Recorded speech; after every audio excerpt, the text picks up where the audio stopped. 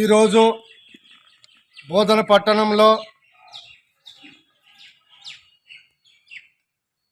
ఎంఆర్పిఎస్టిఎస్ రాష్ట్ర మాదిగ ఉపకులాల చైర్మన్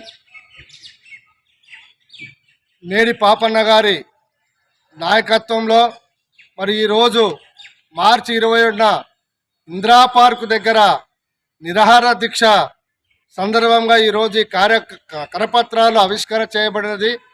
ముఖ్య అంశాలు ఏంటంటే ఎస్సీ సప్లాన్ ఈ ప్రభుత్వం తొందరగా అమలు చేయాలని, మరి ఏదైతే విదేశాలు చదువుతున్న పిల్లలకు మరి స్కాలర్షిప్ను వెంటనే అమలు చేయాలని చెప్పేసి, మరి సంక్షేమ పథకాలు ఏవైతున్నాయో మా దళితులకు వచ్చే పథకాలను కూడా అన్నీ మరి ఏవైతే పెండింగ్లో ఉన్నాయో ఈ సప్లాన్ ద్వారా ఇప్పుడు జరగబోయే అసెంబ్లీ బడ్జెట్ సమావేశాల్లో ఈ యొక్క మాకు వచ్చే ఏవైతే సంక్షేమ ఫలితాల హక్కులు ఉన్నాయో అవన్నీ కూడా ఈ పార్లమెంట్ సమావేశాలు మరి బడ్జెట్ సమావేశాలు పెట్టాలని చెప్పేసి, లేనట్లయితే మరి నాడు ఏదైతే కలెక్టర్ ముట్టడిందో ఆ ముట్టడి కార్యక్రమానికి కూడా మరి ఎంఆర్పిఎస్ కార్యకర్తలు హాజరు కావాలని చెప్పేసి ఈరోజు బోధన పట్టణంలో ఎంఆర్పిఎస్టిఎస్ పక్షాన మరి కరపత్ర ఆవిష్కరించడం జరపబడ్డది.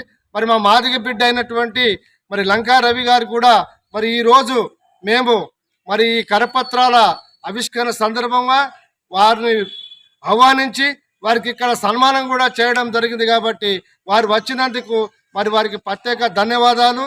మరి నా సోదరులకు అందరికీ కూడా జై మాదిగ, జై జై మాదిగ.